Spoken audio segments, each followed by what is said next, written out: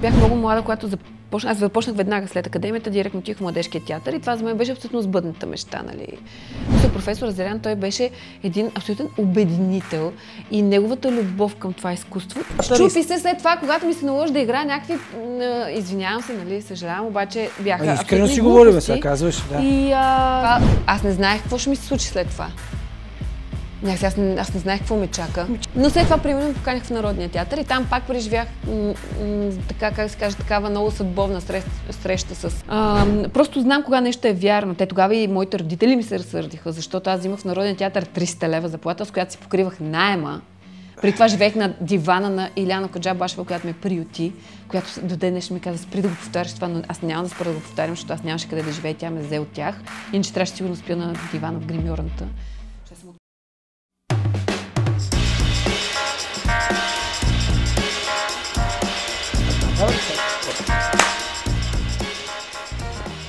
Яна, здравей! Много се радвам, че си с нас в Те говорят и че намери време в това време, което ти нямаш почти. Намери време в това време, което ти нямаш време. Да? Да. Нямаш време да... Обаче намери време за нас, много се радвам. И аз се радвам. Малко време от живота, но пък ти ще дадеш много, надявам се, в този подкаст. Тя ще ви. Да. Как си? Добре съм, благодаря. Добре изглеждаш, иначе не изглеждаш нещо уморено, така съм. Не, уморена съм, но се преструвам. Викаш грима, какво ли не прави? Да, грима прави чудеса. Добре. Какво ново към този момент в твоя живот? Най-новото, най-важното в момента е това, че Диада, втория ми филм, тръгва по кината и всъщност цялото ми време е концентрирано изцяло в това. Така че са едни много вълнуващи дни, изпълнени с супер много емоция и понякога е трудно да я овладявам, така да се каже. 10 ноември е... 10 ноември. Деня на прожекцията. На началото вече на 10 ноември филмът тръгва по всички кина в България. Аха, така.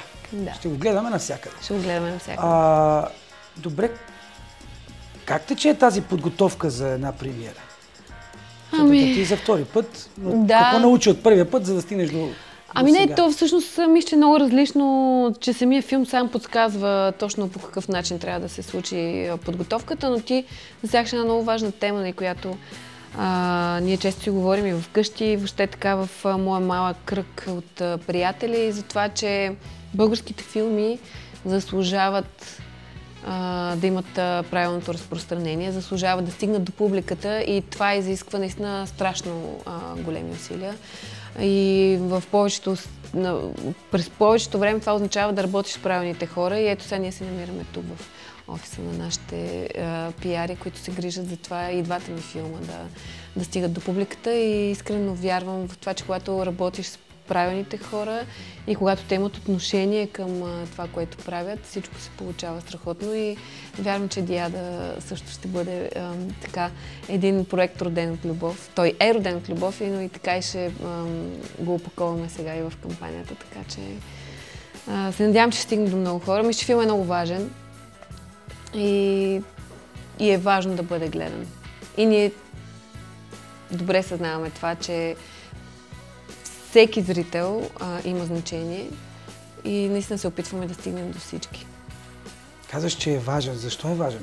Какво толкова има вътре във филма? Филма засяга доста наболели теми в момента. Въпреки че аз започнах работа по него преди много години. От 10 години имам сценария вече в този по-готов вариант, а пък преди това 13 години. От 13 години също се занимавам с тази тема, защото цялата идея тръгна като късометражен филм, който после развих на пълнометражен и през тези 10 години той е придобил някакви промени, беше част от скриптист, където работих с много скрипт доктори по сценария, беше супер интересно, те са от цял свят и наистина много помогнаха да се изострят конфликтите вътре и когато вече дойде време и беше финансиран от НФЦ, спечелихме субсидия. Аз бях напълно готова да го снимам. В този смисъл той просто си озря и през цялото това време, понеже аз съм кандидатствала от самото начало с него, този филм е написан, този сценарий е написан още преди Доза щастие. И всъщност ние си кандидатствахме, той просто не взимаше. Винаги много близо бяхме до това да вземем. И примерно за една бройка, за една стотна, такива някакви неща се случваха с този филм. И аз в един момент... Не се отказа? Не, аз не се отказвам, защото много рано разбрах още покрай моите кандидатствания в надпис и всички неща, които ми се случиха първите години, когато навлизах в тази професия. Вече от позиция на времето мога да видя как работи този механизъм, че всъщност когато нещо не ти се случва, наистина е за да ти случи нещо друго или просто защото не си готов за това. Не е време. Да, не е времето. И някакси така подходих с Диана, никога не съм го отхвърлила да си кажа, окей, явно не става този проект, защото аз знам, че става. В смисъл, това... За мен никога не са били толкова важни награди или някакви оценки отвън, които идват за нещата, които аз правя. Аз трябва да знам какво чувствам в сърцето си спрямо нещата, с които се занимавам. И когато знам, че едно нещо е силно и става, нито една комисия на НФЦ или каквото и да било друго не може да ме убеди в обратното. И аз бях сигурна, че този филм ще бъде заснет по един или по друг начин. Слава Богу, че все пак се случи с подкрепата на Националния филм център, защото ми се струва, че е доста важно такива точно филми с така социална ангажираност да бъдат част от НФЦ и да бъдат подкрепени. Също така и за млади режисьори, като мен все още смятам, нали, за млад режисьор. Защото ми втори филм не заради годините. То двете неща са си заедно. Но много е важно за нас да можем да разказваме тези истории и смятам, че държавата трябва да се грижи за това, наистина това да бъде възможно. С доза щастие аз дори не съм кандидатствала, така че там нямахме този сблъсък с държавното финансиране. Сега, след като взехме финансирането, всичко ще се случи страшно бързо и Петър Тодоров много ни помогна за това. Така този мой каприз, който аз казах, искам да снимам филма веднага, да може да се случи, защото аз наистина бях готова. Всички бяха така леко на пръсти, нали, сигурна ли си? Да, сигурна съм. Така ли си го представяше в главата, така както изглежда? Почти. Просто не си представя главната героиня да изглежда по този начин. Добре, как се промениха нещата? Тя просто беше най-добрата и всъщност тя... Стана още по-добре, искаш да кажеш? Да. Добре. Не, стана още по-добре. Филма всъщност, всичко това, което се случи, надхвърли всичките ми очаквания. Самата Маргарита Стойкова, която избрахме за главната роля, беше така, как да се кажа, едно откритие, не защото не знаех на какво е способна, защото просто не смятах, че тя е моята Дида. И в тази връзка доста изтормозих, за да си докажа на себе си, че да, наистина това е човека. Добре, това, което си представяше преди 12-13 години и сега е актуално, да разбирам. Да, знаеш кое е най-страшното, че всъщност това е толкова актуално, колкото беше и тогава и дори става все по-актуално и си казва, и тогава си дадох сметка колко важен е този филм. През годините, когато съм го изваждала чекмеджето да си го чета и си казвам, окей, тази тема все още е нещо, което... И се ли притесни, че ще мухляса, Не, затова го проверявам, нали, изваждам го, чета го и си казвам, окей, не, това нещо е абсолютно актуално, това трябва да се направи и аз продължавам, нали, да търся начин. Дойде му времето, слава Богу. И смятам, че това, с което е актуално, колкото и така да не ни се иска да го признаем, е защото нещата в България не се променят и нямаме достатъчно поводи за това да говорим за тези проблеми. И ми се струва, че филма ще бъде точно един такъв момент. Ще имаме повод да заговорим отново за това, което се случва в българската образователна система, в училищата, в това, което се случва в семействата ни. Неща, които се опитваме да скрием под килима, така да се каже, да заметем под килима. Ние снимаме точно на Деня на народните будители. Да. Това ще събуди ли някои хора? Вярвам, че да. Ще ги събуди, защото филма не е, как да кажа, филма не обслужва абсолютно никакви общоприети критерии. Да се хареса на този или да се хареса на онзи. Филма е... Ма да не стане като тук на Киноодеон, да идват някакви хора и да кажат какъв е този филм, какво става, няма да пускат тук. Нека да дойдат. Има ли нещо такова? Не. Добре. Не, че този филм беше супер як. Те хора даже не го бяха гледали. Няма такова. Въпросът е, че със сигурност е филм, който знам, че ще събуди, така се нарече, дебат. Дали в една или в друга посока. Добре. Времето ще покаже. Да, и на мен ми харесва. Това ми харесва, защото ти оставаш белег не само на това време, в което правиш, оставаш някакъв исторически момент, нали, който се пренася във времето и може би след 100 години ще кажа и тия хора как са живяли, какви проблеми са имали, как надявам се след 100 години да не си кажем, че филмът е актуален. Само дано. Да. Ще го гледам, аз не съм го гледал. Защото го нямам в Замунда. Ще те убия. Затова не сваляте филма в Замунда. Не, филма няма да го има в Замунда. Ще го гледам като дойде в киното от 10 ноември, ще го гледам със сигурност. И в този ден, Денят на будителите, излезе и книгата. Да. Тя всъщност разказва цялата история. Да, книгата... Горе-долу като в филма ли, или книгата е като във филма, или филма е като книгата, защото много от феновете казват, то филм не е като книгата, или другите казват пък, филма... Тоест книгата не е като филм. Аз винаги много съм се изненадвала на тези сравнения, честно казано, защото за мен това са две толкова различни изразни средства. Нали, вече сега от позицията на автор мога да кажа със сигурност, нали, като автори на сценария и на филма и на книгата. Двете неща са страшно различни. Изразните средства са от небето до земята и обратно. И някакси в тази връзка да сравняваме филма с книгата е доста странно. Въобще и по принцип, не говоря за Диада.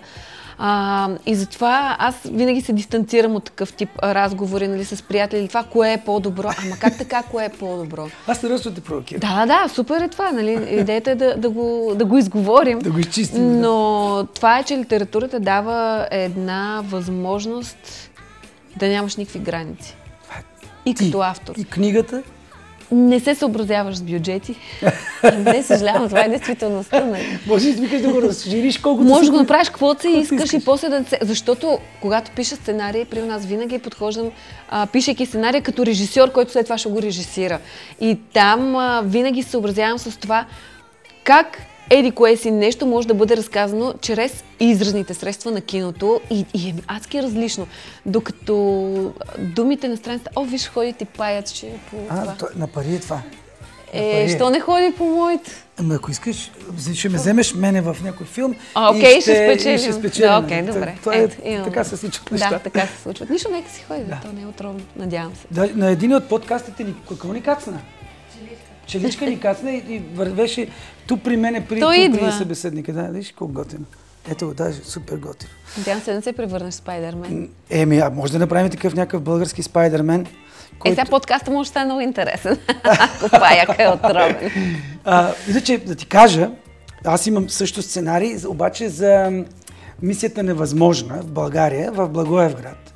9-та част ще бъде снимана с Том Круз с 100 лева на цело и 3 дена няма кой да му ги развали. Ако искаш, ще стане много готин сценарий. Не, че трябва да включиш някакъв вид каскада обаче. Иначе не виждам с какво ще го привлечеш. Ще има той как... По принцип той ще върви сигурно от магазин в магазин, нали, по някакъв специален начин. Том Круз. Да се предвижда. Шегувам се, защото като стана така филм за холивудските неща. И за книгата си говорим. Да, за книгата си говорим. Да. И как е книгата? Супер. Почва да се продава. Вече се продава. Пуснали сме предварителните продажби и си тръгва. Сиела са моето издателство, които така доста, как да кажем, насърчиха в това начинание. Аз никога не съм си представила, че ще издам книга, но истината е, че понеже сме приятели, Захари Карабашлиев много добре знаеше през какво проучване съм минала, за да създам сценария. През всичките тези години колко много материали съм натрупала за главната героиня.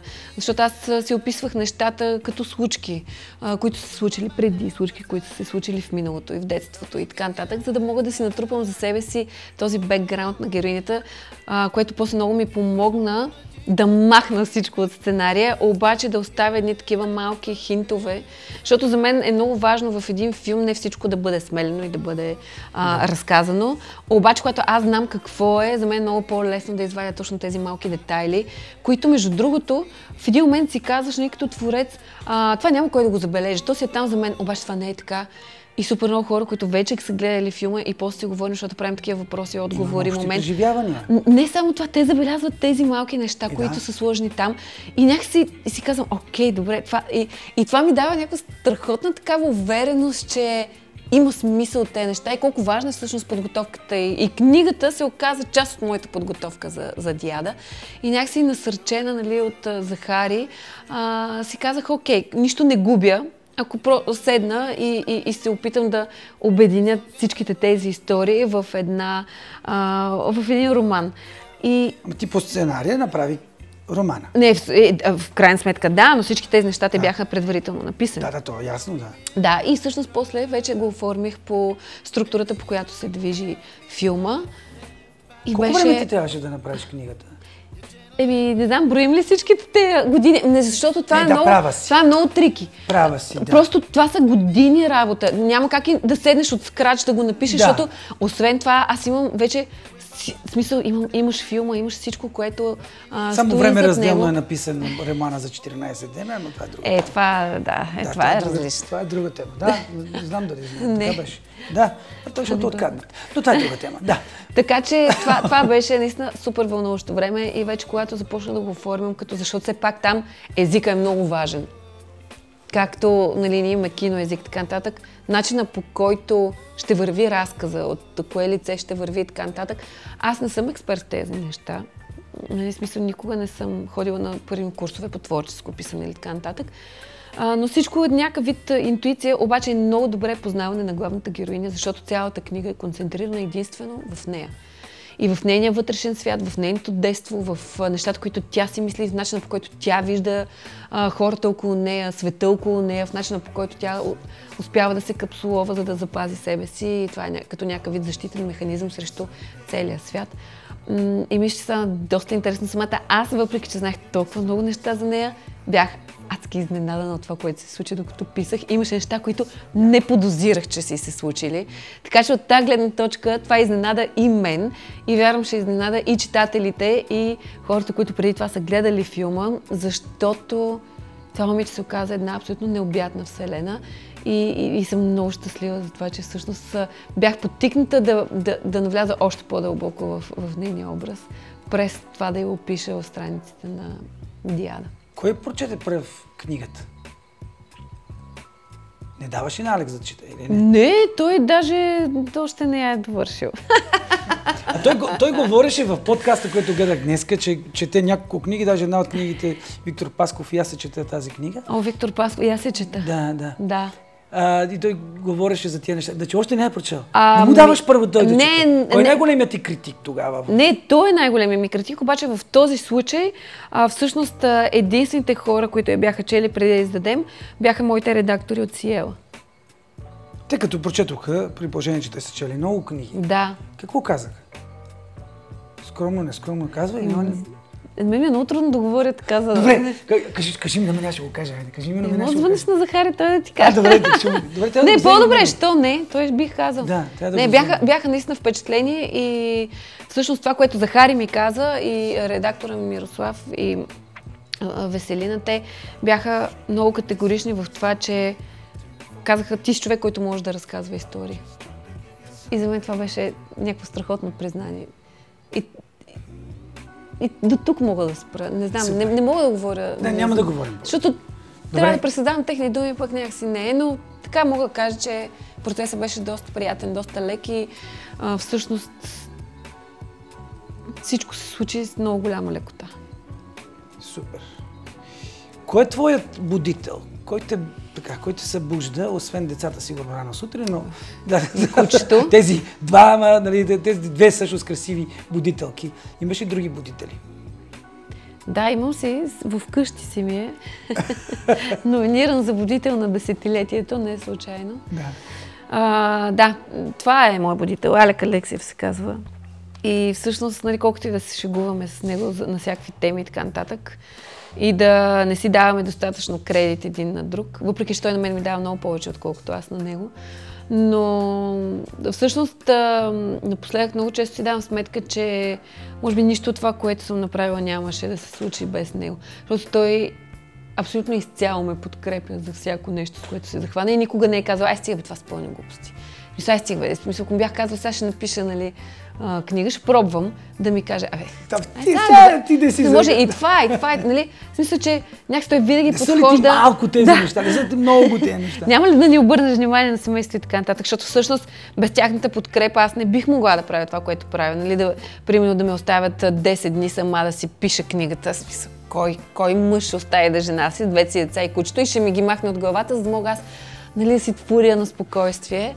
Да. Така че тази подкрепа, която той ми оказа и тази вяра безрезервна, която има в така, нали, той го нарича таланта ми, аз го наричам работата ми, това без което наистина не мога, защото това е някаква жестока потребност в мен да изразявам нещата, които мисля и чувствам по този начин и така и по някакъв начин гражданската си позиция, защото, нали, Алек е силен много в делата и аз затова много му се възхищавам и това е нещо, което винаги още от малка баща ми е казал, нали, винаги ги убеждавах за нещо, моите родители, че все едно аз ще направя това и това, той каза, ще говорим, когато го направиш.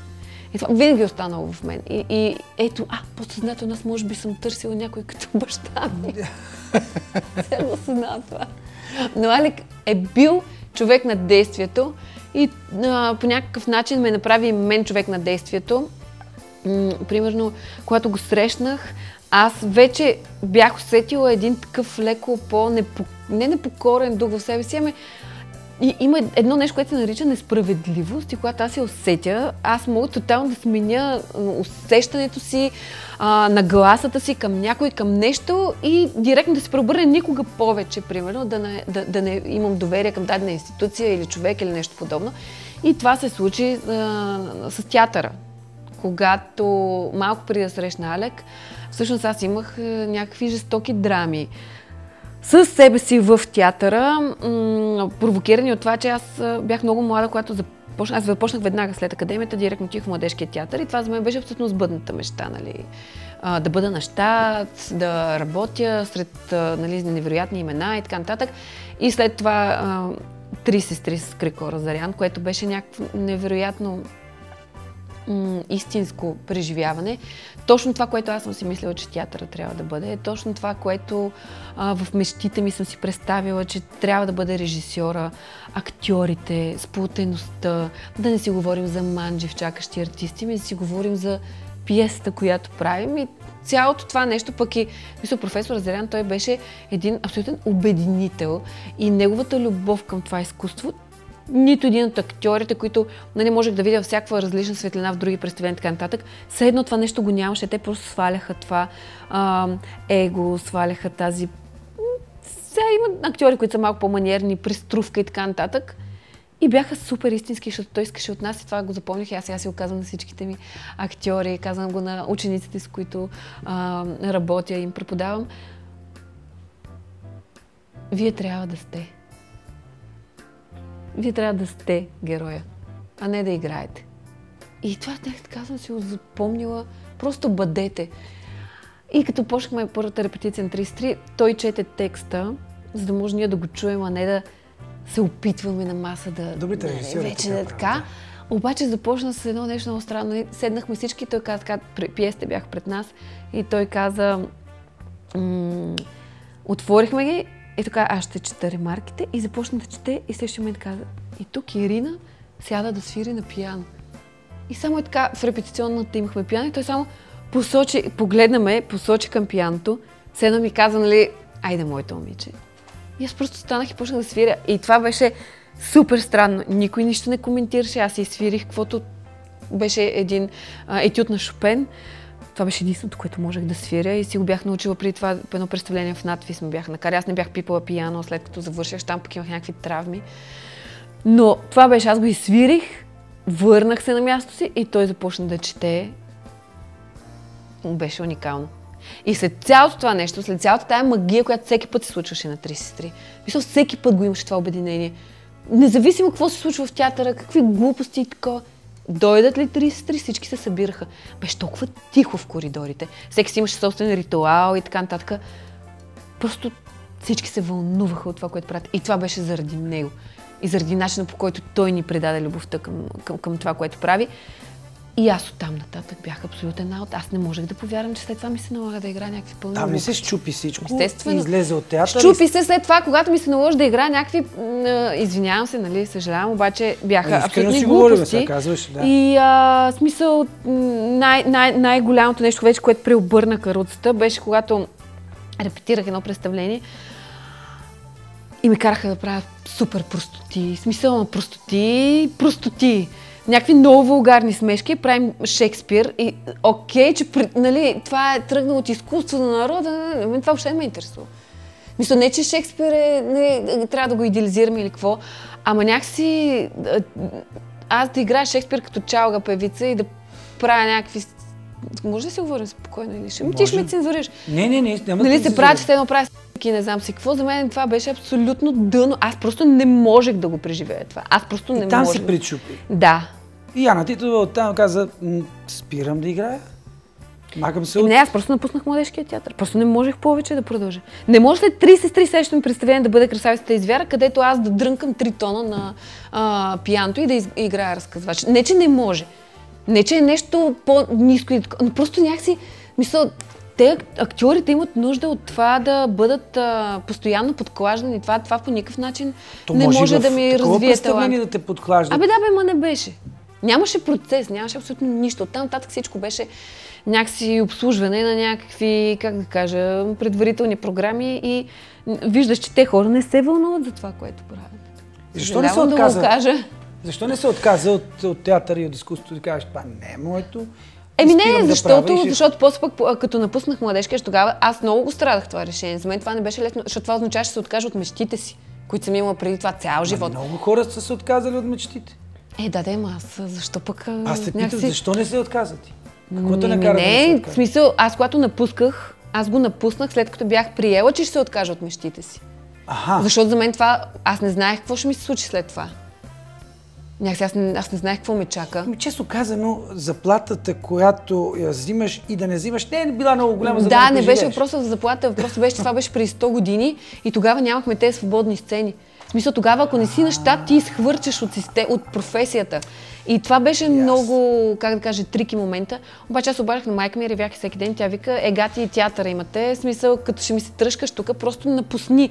И това почнах да го мисля. В един момент си казах, да, това е единствената ми опция, за да се съхраня. Защото другия, значи аз го усетих, то беше или се примиряваш с това и си правиш 100% цял живот.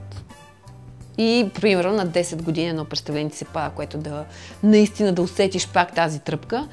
Или просто напускаш. И по този начин изразяваш несъгласието си, защото аз ходих, тръжках се, казвах, не, това е ужас, това е абсурд. Просто си казвам, чакай малко сега, на кой го казваш това? На хора, които очевидно, щом го правят по този начин, го харесват. И казах, нали, ако ти имаш някаква позиция, изрази по този начин, въпреки че да, страшно е за млад артист, така нататък, но си казвам, окей, това е и явно това ще ми е пътя, не знам. Ти на колко години беше тогава? Тогава бях на 26. 26. Да. Млада бях още. Смисъл, защото бях почти, нали, 2 години бях минала, когато бях завършила. Вижте, само, тя била, сега е стара, смисъл. Това е ген, колко е млада била тогава. Но след това, примерно, поканих в Народния театър и там пак преживях така, как се каже, такава много съдбовна среща с Александър Морфов, защото той пък беше тотално обратното. Той също е един от хората, които толкова горят в това, което правят, както професор Разрян, но той им провокираше зверски. Защото ако Ирина беше много близка до мен, аз много добре я разбирах, то Кенди беше някакво супер различно същество и си спомням, един път ме беше разревал Сашо и Олга, тя е първият асистент, помощник в театъра и само ме дръпна страни и каза, слушай какво, това тук е Народният театър. Не съм те видяла да плачеш повече. Не за друго, защото тя знаеше, че тази ми слабост ще бъде използвана от колеги има откъде. В смисъл, че трябва да си браниш територията и да не се показваш слаб. Това ми каза тя. И тя беше абсолютно права. Ще видят хората такава. И аз преглътнах всичко и тя каза, не разбираш той какво прави. Отиди вкъщи, помисли малко и спри да цивриш. Това ми каза. И аз отидох вкъщи, спрях да цивря и на другия ден се появих по-гола в театър. Защото той нещо ми говореше за костюма и не му хареса костюма, който някакси бяха определили за мен и каза, а ти собствено мнение нямаш ли? Ти не можеш сама да ми предложиш какво е кенди. Чакай. И аз си казвам, аз това ревнах. И после спрях да рева, прибрах се в нас, изкарах каквото имам. И следващия ден се облякох в гримьорната. Какво се облякох? Съблякох се в гримьорната. Бях в някакво супер скъдни такова. Бях намерила от някаква втора употреба така бутуши до тук. И извървях целият път до сцената, през гримьорната ми в Народния театър, до сцената, застанах пред Сашо и казах, мисля, че това е кенди. И той само така ми погледна и каза,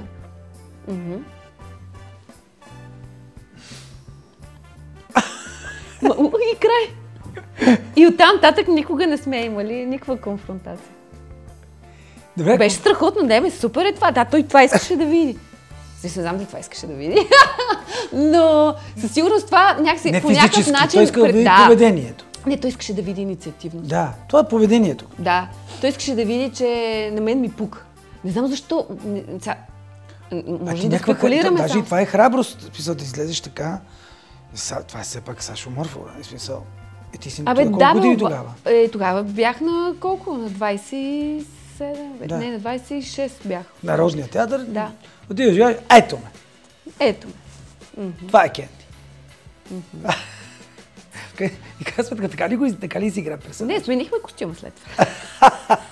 Но остана също толкова скъден, колкото си беше и в началото. Яко. Добре, а кога се премести от този, да кажа, сектор в платения в Народния театър, нали, на щат, и кога излезе от щата и каза, че ще бъдеш самостоятелен елемент? Не, всъщност аз напуснах Народния театър, точно поради това, поради причина, която тръгнахме преди час и половина да говорим. За да отидем към края, аз заради това... Да, не, това е обаче това е началото, аз не знам как ще има към края. Хубаво, това е хубаво. Ще оставим отворен край. Да. Когато срещнах Алек, то съвпадна с един много такъв интересен период, нали, в който... Ето, мъж има. Има мъж в цялата картина. Не мъж, а будител, нали? Оттам тръгнахме. На десетилетието. Да. Да. Той някакси много ми отвори очите за това, че света не е само България. Аз винаги съм искала да бъда актриса в България, нищо повече, до момента, в който не срещнах него. И започна ми става все по-интересно. Нещата, които той ми говореше, когато той се връщаше там в Ню Йорк, какво ще показваше ми всичките забележителности. Съм си какво и аз гледам кам, боже господи, не ти смисъл. Освен това имах една съученичка Ванина, която след като завърши надфис, отиде да учи и в Америка, в академията на Дейвид Мамет. Аз тогава въобще не разбирах си, а тя беше една от най-добрите. Смисъл, Ванина, тук я чакаше много добро бъдеще. И аз си казвам, добре бе, тя Ванина, защо нали заряза всичко това и отиде да си търси някъде, където е нали, толкова по-трудно и такова. Въобще на мен не ми хрумваше, че това е някаква опция. Стотици обаче когато срещнах и Алек и вече нали, почна от него, той да ми разказва от неговата гледна точка и аз почнах се едно така. Седно ще почваш да проглеждаш някакси, почваш да виждаш. И същото време съвпадна с моето ходене в Берлин, където бях избрана да бъда част от Berlinale Talent Campus, което беше супер голямо за млади актьори. През филмите, които бях снимала тогава, нали, като актриса, кандидатстваш, там пишеш едни есета и те избират 22 актьора от цял свят.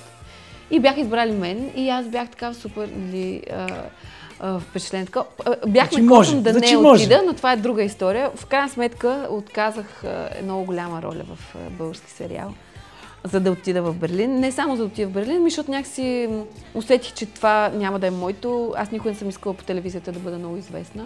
И това си остана и до ден днешен, нали, така като някакво мое притеснение да съм толкова масово разпознаваема. И всъщност тогава взех това решение. Аз трябваше да почна снимки след 2 дни. Обаче още не си бях подписала договора, което е тяхна грешка.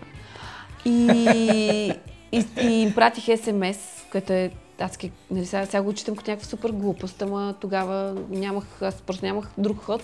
Пратих им СМС, съжалявам, аз няма да се включа в продукцията, си изключих телефона за 10 дни, изкачих на самолета и заминах за Берлин. Добре, не си ли помисли, че си затваряш вратите и край. Ти отиваш в Берлин. Ама не, аз го... Мисля ти казвам, че аз когато го усетя с душата си, нищо не може да ме спре. И затова казах, нали, когато кажа край на нещо, аз никога след това нямало момент в моя живот, в който си кажа, това трябваше да го приема, защото не. Мисля, няма такова нещо, нямам това усещане. Аз знам, че Интуицията, стигнали първото до нещо това. Да, това и е, тръгваш. което и, нали, в работата много ме води. Просто знам кога нещо е вярно. Те тогава и моите родители ми се разсърдиха, защото аз взимах в Народен театър 300 лева заплата, с която си покривах наема. При това живеех на дивана на Иляна Каджабашева, която ме приюти, която до ден днешен ми каза: спри да го повтаряш това, но аз няма да спра да го повтарям, защото аз нямаше къде да живея, тя ме взе от тях. Иначе трябваше сигурно спя на дивана в гримьорната, защото съм от Пловдив и нямах имоти тук. И всъщност 300 лева ми беше, тогава се бях преместил в една малка квартира, ми беше найема и 300 лева ми беше заплатата. Какво правим? С какво се издържам? И те ми предлагат, нали, заплата на месец в пъти повече от това, обаче аз реших, че този труд трябва да струва повече. Не знам, що го реших. На базата на какво. И тогава почнахме някакси да отлагаме подписането на този договор, обаче в един момент аз просто разбрах, че, нали, те ще ме натискат да отложа репетиции, да такова. И същото време, нали, тази популярност, която аз така или иначе не исках. И когато го отказах, нашите ми бяха много разсърдени. Казаха: ти как смяташ да се издържаш? Това ще да ти дойде, нали, добре. И те бяха прави за това нещо, обаче как да им обясня, нали, това, което чувствам, и че аз знаех, че това не е моят път. И просто си хванах малкото куфърче, което се разпадна на първата секунда. И се тръгнах за Берлин с 35 евро в джоба и с надеждата, че ще ми върнат парите за билета. Обаче викам, отивам, ме интересува. И беше уникално. И тогава, срещайки с всичките актьори, и всъщност ние правихме workshop с някакви невероятни хора от всякъде, хора от Холивуд, които работиха точно в този момент с Леонардо Ди Каприо, неговия пърсонал учител за конкретния филм. Джей Едгар филм, ако сте го гледали, където той играл от 17 годишен, 80 годишен, и някакви техники ни говорят, за които аз не бях чувала тук и нещо, защото не съм била добра студентка или нещо подобно, просто защото някакси системата доста... По-тясна е тази система. Какво тясна, смисъл, остаряла е. И тогава беше остаряла, за сега направо не знам, мисъл... Особено по такива, как да кажа, по-различни техники, с които ти можеш да достигнеш до образа, нали. Някакси, примерно, сценично движение и така нататък, тези неща, аз не ги бях чувала. Обаче бях единствената, която не беше чувала за тези неща. Всичките други актьори от всякъде по света знаеха за какво става въпрос. И аз бях единствената, която чакай малко, аз нещо генерално съм изпуснала. И когато всичките мисли вече почнат, нали, в главата ти да си пробиват, то са някакви семенца, които покълват и даже едното момче, което е, защото гледам един сериал, едното момче, с което бяхме заедно в Талант кампуса, играе главна роля в Ел Чапо. Смятай за какви хора бяха там, които, нали, продължават да се развиват като актьори, станаха някакви много големи. Едното момиче е най-голямата и млада звезда. Млада, тя колко от мен, но стига с това, в Белгия. В смисъл, че някакси, да, такива хора, които продължават да се развиват и всички те много добре знаеха за какво става. Добре, това е актьорската работа, но как сте реши да станеш? Когато напуснах Народния театър и с Алеко отихме да живеем в Англия, нали, пътят там беше доста по-труден, естествено, и ми остана време, въпреки че, извинявам се. Да, въпреки че... Микрофона само. Да, иде. Влез си в кадъра, няма да го режем. Не, няма да режем. Това е моя нов... Това, покажи се, де. Това е моя нов любим актьор. Ще ви разкажем и за това някой друг път. Да, всъщност, като отидох в Англия, започнах да пиша много. И през сценариите стигнах до киното като режисьор, защото почнах да пиша кратки истории, които после ги правих на късометражни сценарии. И единия реших, че е супер готино си го заснема сама, защото просто имах много конкретна визия как това нещо да се случи, но не съм предполагала тогава, че това ще предопредели. Просто ние си го финансирахме сами. И това отключи пък таланта за правене на филм. Таланта не знам дали го отключи желанието. Желанието. А ти сигурно има таланта също. Таланта си е там, бе. Да, то не се учи, то се раждаш с него. Да. Просто някакси това беше много интересен момент, в който, нали, аз бях зад камерата, аз обаче играя в този филм. Тотална грешка. А сега не играеш във филмите? Не, слава богу, не. Това нещо, този урок го научих още с първия ми филм, оттам нататък просто не се правят такива експерименти. Много, сега, тъй като Алек те чака да пиеш... Алек ме чака с вино. С вино. И ние трябва да приключваме. Ще те питам още две неща, защото аз като актьор, нас винаги са ни спирали, казват, актьорите не могат да бъдат добри режисьори. Това не е вярно. И режисьорите не могат да бъдат Но то най-добрите режисьори са актьори. Всъщност. Едни от най-добрите. Да. Клинт Иствуд. Точно така. Ивайло Христов. Да. Добре. Значи, успокоявам се, че може и някой... Не, успокояй се, това са глупости. Нарочно ви го казвам това, за да не тръгвате по друга професия и да не вземете хляба. Добре. Да. И последно нещо, което питам всички хора, с които говоря. Имаше ли моменти, в които... Ти каза един от тези моменти, в които мислеше да се отказваш изцяло от тази работа и да се откажеш от мечтата си, от това да живееш мечтата си. Да, обаче не исках да се отказвам от себе си и затова всъщност тогава стигнах до това. Да, имало ли такива моменти и всъщност какво те остави да бъдеш това, което си ти? Никога не е имало моменти, в които да съжалявам, това ти го казах. И оттам нататък, всъщност, когато открих режисурата, като нещо, което е моето нещо, оттам нататък никога повече не съм се замисляла дали трябва или не трябва да се занимавам с това. Просто знаех, че това е. И сега вече съм убедена, че целият път, целият ми живот, първо пианистка, после оперна певица, след това актриса, ме е водил към това да бъда режисьор. И от тази гледна точка аз нямам сантимент към театъра, все едно нещо, което ми липсва, нещо, което ми е взето и изпитвам носталгия.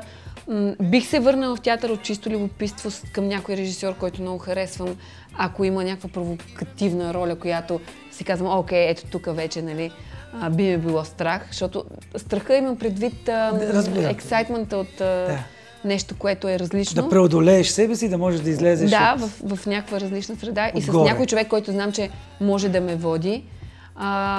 Обаче, откакто открих режисурата, за мен този въпрос не седи. И между другото, което е най-интересно, сега вече като автор на роман, мога да кажа, че това е нещо, което ми отвори цял един нов свят и още едно нещо, с което да мога да се занимавам. Сега те запаля, когато отида, когато стана на 55 и отида да си живея в Италия, да има какво да правя. Запалите това? Да, много. Да очакваме други неща, като не знам дали ще стане, но със сигурност бих пробвала, да. Защото тук аз много добре познавах всичките герои. В едно последващо нещо ще бъде тотално различен подхода и не знам, но със сигурност не е нещо, с което бих спряла в този момент. Бих пробвала. Да не казваме на 100%, че това ще се случи, защото не знаем, но бих пробвала. Така че аз, какво да кажа, разширявам си кръгозора. Добре. И не ми е скучно. Не знам дали ще вземеш да опиташ нещо друго. Какво трябва да опиташ нещо друго, за да можеш... Не, това ми е за сега, това стига. Футбол не стига, обаче сега ще кажа, не, футбол не. Обаче при нас много обичам да готвя и по едно време исках да ставам сладкарка. Даже съм написала един такъв филм сценарий, който се казва The Sweet Shop, който между другото е първият сценарий, който съм писала въобще. И това беше, защото аз бях актриса. Участвах в много филми, обаче те бяха така супер по-различни. Аз си казвам, някой няма ли? Тогава не се правиха романтични филми в България, преди 100 години. Имаше, ама винаги жената я биеха там. Не, точно така. Аз исках класически романтичен филм и си го написах сама с идеята, че сега си го напиша, да си изиграя главната роля и някой друг да го режисира. Нали? Аз мислих, че така стават нещата, обаче го имам. И е супер готин, между другото, този сценарий. И е пак по много истински случки на братовчет ми, историята и на баба ми. И е мега як. И някой ден ще си го направя така за кеф. Имам подарък за те. Благодаря. Да, аз много обичам подарък. Ето. И вътре имаш още нещо. Добре. Да, видим това тениска са избрали от екипа. Чакай да видя какво са избрали. О, добре, това ми харесва. Какво пише? Нищо не забравям и нямам намерение да забравя. Виж, че това доста добре характеризира мен като личност. И ето и тя си има, Яна си има в чекмеджето още неща, които ще изкарва с годините, надявам се. Да не е много, сега да не чакаме много време. Ами надявам се. Не, няма. Да, натрупали са се едни неща едно през друго, така че няма да чакате. Освен това влизам в нова ампула, ама това може би ще говорим друг. Кажи какво поне, за края само кажи, ще изключа. И още нещо ново. Какво? Предстои ми да режисирам театрално представление. А, така! Бомшел, както казва Джереми Кларксън. Театрално къде? Няма да ти кажа. Добре. Хубаво. Ще ни поканиш, нали? Чай да стане пък. Това беше Яна Титова. Беше ми много приятно. Титова. Титова ли е правилно? Еми да. Защо не Титова? А защо не Титова? Не, аз просто питам. Не знам, баща ми така ми е казвал винаги. Титови сме и това е как да ми... Това защото аз съм от Македония и ние сме заради Тито сме Титова. Да, съжалявам. Аз заради баща ми съм Титова. Cheers! Cheers!